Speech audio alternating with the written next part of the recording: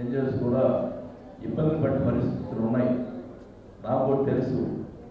నేను మంత్రిగా ఉన్నప్పుడు విద్యుత్ శాఖకు సంబంధించినటువంటి ఎంప్లాయీస్ విషయంలో మా సెక్రటరీ గారు ఉండేవాడు, ఆయన శ్రీకాంత్ అని. ఆయన చాలా ఎంప్లాయీస్ చాలా వ్యతిరేకంగా ఉండేవాడు.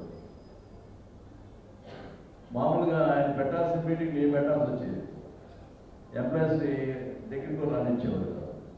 అట్లా వాళ్ళకి బాగా గ్యాప్ వచ్చిన తర్వాత నేను ఒక సీఎం చెప్పాను, సార్ ఎంప్లాయీస్కి గ్యాప్ వస్తుంది, ఇది కరెక్ట్ కాదు అంటే నువ్వే హ్యాండిల్ చేయన్నాడు. వాళ్ళు పాపం వాళ్ళు తిరిగి వాళ్ళు చక్ర తిరిగి తర్వాత నా దగ్గరికి వచ్చి నేను మీటింగ్ పెట్టి ఆయన శ్రీకాంత్ కూడా పిలిపించుకొని మీటింగ్ పెట్టి ఫైనల్గా డిఏలు ఆయన వద్దులండి ఇప్పుడు అంటాడు, నేనే అనౌన్స్ చేసా డిఏలు ఇచ్చేస్తున్నాం అని. 2 డిఏలు అప్పుడు కరోనా టైంలో. మరి ఈరోజు కూడా ఎంప్లాయీస్, విద్యుత్ ఎంప్లాయీస్ అంటే నేను గొప్పగా చెప్పుకోవడం కాదు, కానీ ఎక్కడ పోయినా సార్ మీలాంటి మంత్రి మేము ఎప్పుడు చూడలేదు సార్, మా ఎంప్లాయీస్కి ఇంత స్వేచ్ఛ, మాకు మీ ఇంటికి డైరెక్ట్గా వచ్చి మాట్లాడే అవకాశం ఇచ్చినందుకు నిజంగా ఎప్పుడు కూడా మర్చిపోవని చెప్పి ఈరోజు కూడా మాట్లాడతారు. అలాంటి పరిస్థితులు ఉన్నాయి. ఇది అప్పుడు గతంలో మైన్స్ మినిస్టర్ చేసినప్పుడు కూడా, ఇప్పుడు కూడా ఆఫీసులు కానీ ఎంప్లాయీస్ ఎవ్వరు కూడా అంత గౌరవిస్తారు. మనం ఫోన్ చేస్తే ఇమీడియట్గా పనిచేసే పరిస్థితి ఈరోజు నేను తెచ్చుకున్నాను కూడా తెలియజేసుకుంటా ఉన్నాను.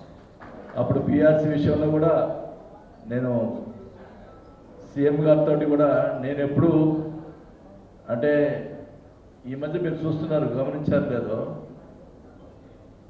నేను కొద్ది సీఎం గారిని అయ్యి అడుగుతుంటే దానికి ఏం చేస్తున్నారంటే వాసు అలిగాడు అంటారు. నేను అలిగింది ఎవరి కోసం? ప్రజల కోసం, నా కోసం కాదు.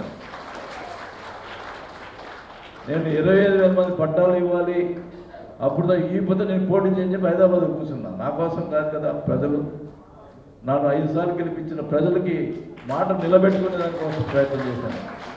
అది ఆలోచించాలి. దాన్ని వక్రీకరిస్తారు. వాసు అలిగాడు, వాసు బాగా సీఎం ఇంటర్వ్యూ లేదు.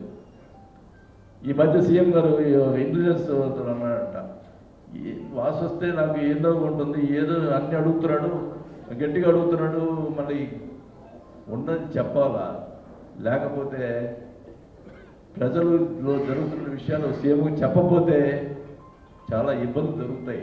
అది డబ్బా కొట్టుకున్నాం అనుకోండి, ఏముంది, అందరిలాగా మనం కూడా డబ్బా కొడితే ఏమవుతుంది? కాబట్టి నేను ఉన్నదులో చెప్తాను. ఎందుకంటే నాకు పోయేది ఏం లే. 5 సార్లు ఎమ్మెల్యే అయ్యా, 2 సార్లు మంత్రి అయ్యా. కాకపోతే ఆగిపోతాం రాజకీయాల నుంచి. హ్యాపీగా విలువగల రాజకీయం చేశాడు అని చెప్పించుకుంటాం. అంతేగాని విలువ లేకుండా రాజకీయం అనేది చేయకూడదు అనేది నా మనసు కోసం. నేను ఈ మధ్య అంటే మీరు ఎవరు అడగకపోయినా కూడా అడుగుతుంటాను నేను సీఎం గారిని అప్పుడప్పుడు, సార్ ఎంప్లాయీస్ మన మీద వ్యతిరేకంగా ఉన్నారండి, వాళ్ళు చేయాల్సింది చేయాలి కదా అంటే ధనంజయ గారు చూస్తారు. ఏం ధనంజయ చూసి ఏంటి వాసన అని చెప్తున్నాడు, సార్ మనం చేస్తున్నాం అంటాడు. కానీ మొన్న క్లియర్గా చెప్పాడు, ముందులో ఏరియర్స్ అనేది అంటే నేను చెప్తే ఈ మళ్ళీ మీడియాలో ఏదో రాస్తారు. రేపు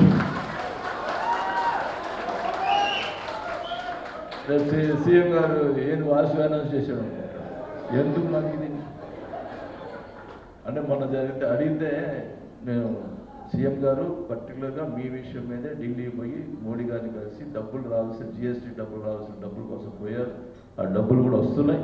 మీ ఏరియాస్ అన్ని కూడా దాదాపు ఇందాక మన శ్రీనివాసరావు గారు చెప్పినట్టు ఆ డబ్బులు ఖచ్చితంగా వస్తున్నాయని కూడా తెలియజేసుకుంటా ఉన్నాను. అంటే నేను అబద్ధాలు చెప్పను, ఉన్న విషయం చెప్తున్నాను. నేను అన్ని కనుక్కొని చెప్పాను, అవి వస్తున్నాయి.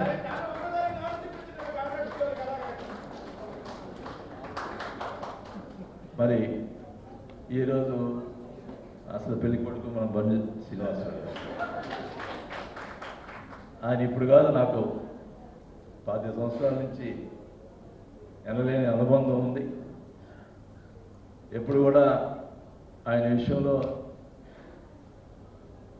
ఒక స్నేహితుడిగానే భావించాను తప్ప వేరే ఉద్దేశం ఎప్పుడూ లేదు. నేనైతే ఒకటి చెప్తా ఉన్నాను. గతంలో టీడీపీ టైంలో రాష్ట్ర అధ్యక్షుల్ని ఎమ్మెల్సీ చేశారు. ఐడియా ఉంది మీకు, ఎవరు? అశోక్. కానీ వాళ్ళు ఎవరైనా ఒక ఎమ్మెల్సీ ఇచ్చినప్పుడు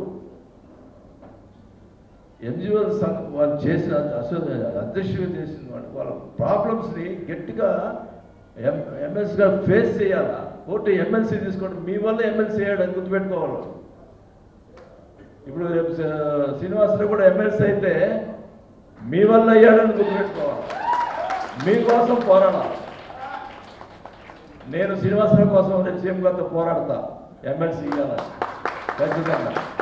కానీ ఇచ్చిన తర్వాత కాంప్రమైజ్ కాకూడదు. మీకోసం పోరాడాలి, ఆ మాట శ్రీనివాసరావు గారు ఇవ్వాలి. పోరాటం ఉండాలి. పోరాటం అంటే ఏం సాధించుకోలేము. ఎప్పుడైనా అడగంది అమ్మాయిని కూడా అన్నం పెట్టదని మనం గట్టిగా మాట్లాడాలా, అవసరం చేసుకోవాలా.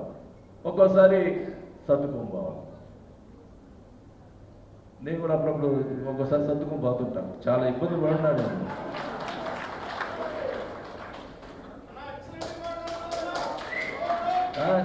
ఏంటంటే సర్దుకు పోతే ఇప్పుడు నేనేం చేయాలా? మామూలు శ్రీనివాస్ రెడ్డి గారి కోసం ఎంపీ మీద పోరాడా, మ్యాక్సిమం ట్రై చేసినాం, కుదరలే. నేను సర్దుకోపోకుండా శ్రీనివాస్ రెడ్డి గారితో టీవీకి పోవాలన్నా చెప్పండి. ఈరోజు నాకు పెద్ద ఇదైపోయింది.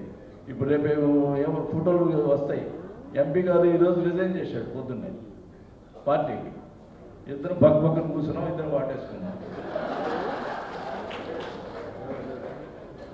రేపు ఏమన్నా సార్ ఆయన రిజైన్ చేసిన తర్వాత కూడా ఇద్దరు కలిసి చేశారు అంటే వీళ్ళిద్దరు మధ్యలో ఏదో ఉంది, రేపు ఒక్కొక్కరు చేసుకుంటారనేది రాస్తారు. నాకు తెలుసు. అది పైన కొంత డిస్కషన్ కూడా జరుగుతుంది. ఎన్ని జరిగినా